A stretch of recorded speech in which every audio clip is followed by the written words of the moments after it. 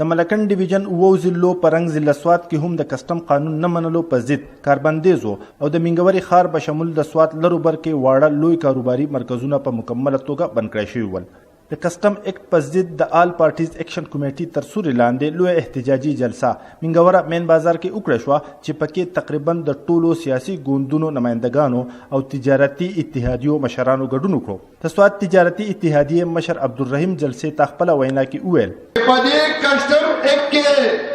د صوبایي حکومت مرکزي حکومت دواړه ملوث دي او دا دواړه حکومتونه دا د یوې بټۍ دوه خښتې دي. موږ به د خپل جانونو قربانۍ ورکوو وینې به دروغو کسټم اکټ به نه منو.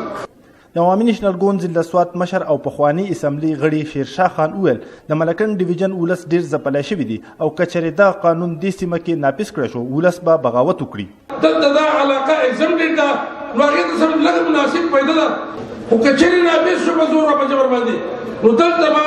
دا تېر دهشتګردۍ نه په دې ځل د هغې نه ډېر بد حالي نو ځکه دا مرکزي او صوبایي حکومت ته یم چې د دې خبرې نه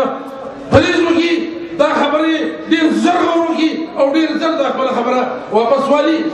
د پاکستان پیپلز پارټۍ ضلع سوات مشر شمشیر علي خان اډوکیټ ویل چې د دوی پارټي به د کسټم قانون په ضد هر قسمه احتجاج کوي. موږ ولاړو د تاجر برادرۍ سره موږ ولاړو د ملکنډ ډیویژن د عوامو سره او انشاءالله دا به ورته ثابتوو که په یاجامه ځي او که اسلام آباد ته تلئ انشاءالله پاکستان پیپل پارټي به د راول دستې کار ادا کوي. په صوبه کې واکداري پارټۍ پی ټي آی صوبایي اسمبلی ممبر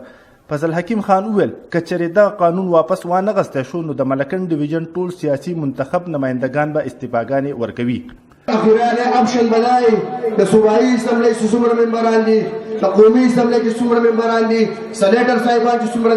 ممبران دي موږ به دا استعفا ولیکو او مکمل تیار به وکړو دا به بیا به پته ولګي انشاءالله تعالی په دې ملکنډ ډیویژن کې بیا سیاست هم نه کوو او بل یو سړی به په هغه استعفا نه باید ودرېږدو دا د سره زما وعده په هغه اوس ما په غټ میټینګ کې ویلي. په ملکنډ ډیویژن کې څو میاشتې وړاندې د خیبر پښتونخوا حکومت په وینا مرکزي حکومت د کسټم او ټیکس لګولو امر جاری کړی او دغه قانون منظور شوی دی ولې اوس د ملکنډ ډیویژن تجارتي اتحادیې سیاسي ګوندونه او په حکومت کې ناس منتخب سیاسي ممبران دغه قانون واپس اغوستو غوښتنې کوي او سیاسي ممبران په یو بل د کسټم اکټ لګولو تورونه هم لګوي. نیاز احمد خان، مشال ریډیو، منګوره، سوات.